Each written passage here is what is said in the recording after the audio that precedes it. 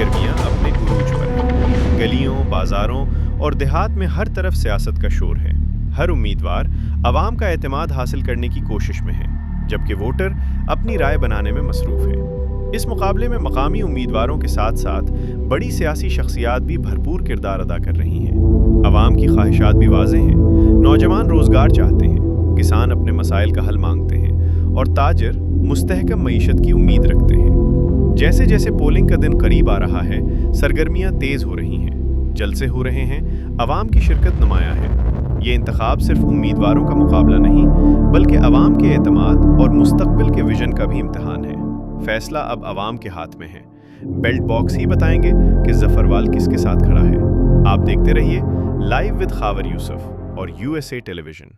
हम आप तक हकायक और ज़मीनी हवाले से तज्जिया पहुंचाते रहेंगे। अल्लाह हाफिज।